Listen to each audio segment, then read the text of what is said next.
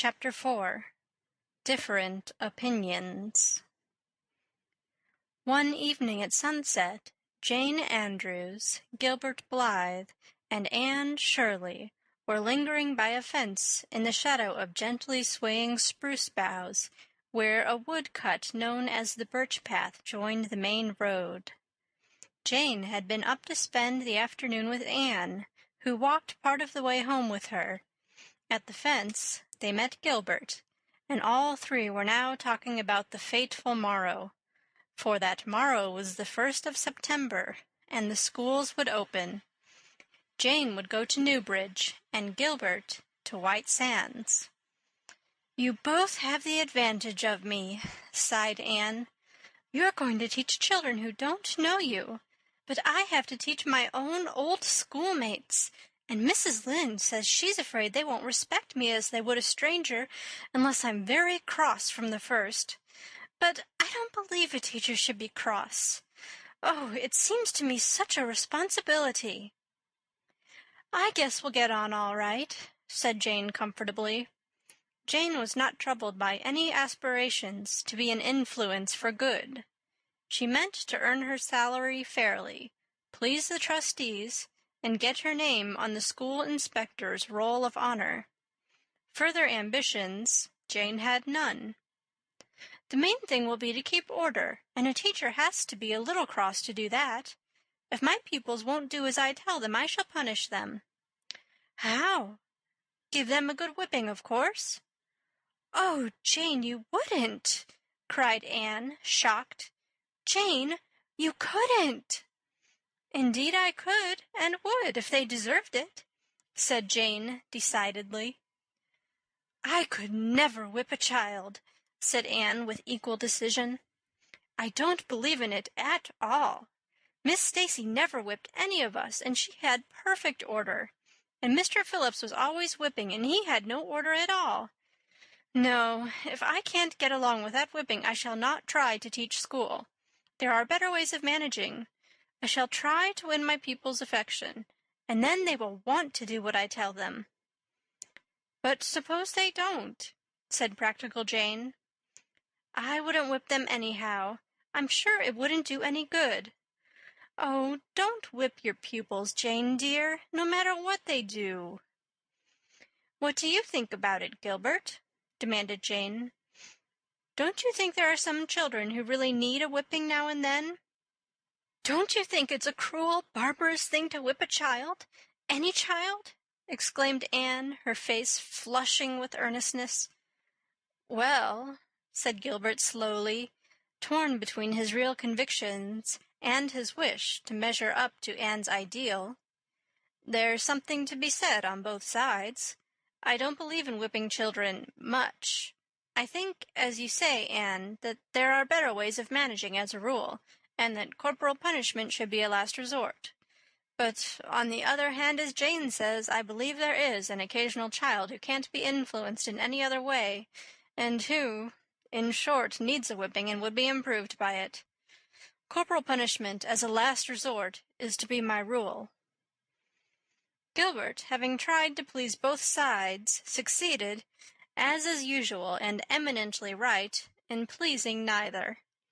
Jane tossed her head. "I'll whip my pupils when they're naughty. It's the shortest and easiest way of convincing them." Anne gave Gilbert a disappointed glance. "I shall never whip a child," she repeated firmly. "I feel sure it isn't either right or necessary." "Suppose a boy sauced you back when you told him to do something," said Jane. "I'd keep him in after school and talk kindly and firmly to him," said Anne. "There is some good in every person if you can find it. It is a teacher's duty to find and develop it. That is what our school management professor at Queen's told us, you know. Do you suppose you could find any good in a child by whipping him? It's far more important to influence the children aright than it is even to teach them the 3 R's, Professor Rennie says." "But the inspector examines them in the 3 R's, mind you, and he won't give you a good report if they don't come up to his standard," protested Jane. "I'd rather have my pupils love me and look back to me in after years as a real helper than be on the roll of honor," asserted Anne decidedly. "Wouldn't you punish children at all when they misbehaved?" asked Gilbert. "Oh, yes, I suppose I shall have to, although I know I'll hate to do it. But you can keep them in at recess, or stand them on the floor, or give them lines to write." "I suppose you won't punish the girls by making them sit with the boys?" said Jane slyly. Gilbert and Anne looked at each other and smiled rather foolishly. Once upon a time Anne had been made to sit with Gilbert for punishment, and sad and bitter had been the consequences thereof. "Well, time will tell which is the best way," said Jane philosophically as they parted.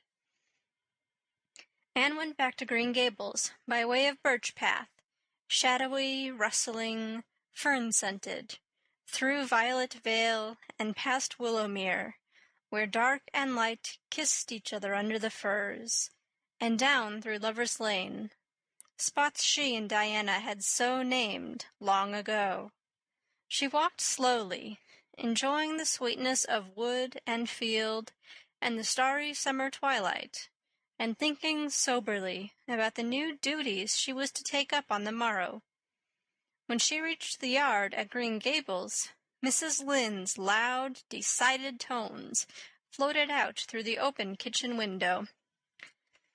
"Mrs. Lynde has come up to give me good advice about tomorrow," thought Anne with a grimace. "But I don't believe I'll go in. Her advice is much like pepper, I think. Excellent in small quantities, but rather scorching in her doses. I'll run over and have a chat with Mr. Harrison instead." This was not the first time Anne had run over and chatted with Mr. Harrison since the notable affair of the Jersey cow. She had been there several evenings, and Mr. Harrison and she were very good friends, although there were times and seasons when Anne found the outspokenness on which he prided himself rather trying. Ginger still continued to regard her with suspicion, and never failed to greet her sarcastically as red-headed Snippet. Mr. Harrison had tried vainly to break him of the habit by jumping excitedly up whenever he saw Anne coming and exclaiming, "Bless my soul, here's that pretty little girl again," or something equally flattering. But Ginger saw through the scheme and scorned it. Anne was never to know how many compliments Mr. Harrison paid her behind her back. He certainly never paid her any to her face. "Well, I suppose you've been back in the woods laying in a supply of switches for tomorrow?" was his greeting as Anne came up the veranda steps. "No, indeed," said Anne indignantly. She was an excellent target for teasing, because she always took things so seriously. "I shall never have a switch in my school, Mr. Harrison. Of course, I shall have to have a pointer, but I shall use it for pointing only." "So you mean to strap them instead?" "Well, I don't know, but you're right. A switch stings more at the time, but the strap smarts longer, that's a fact." "I shall not use anything of the sort. I'm not going to whip my pupils." "Bless my soul!" exclaimed Mr. Harrison, in genuine astonishment. "How do you lay out to keep order, then?" "I shall govern by affection, Mr. Harrison." "It won't do," said Mr. Harrison. "Won't do at all, Anne. Spare the rod and spoil the child.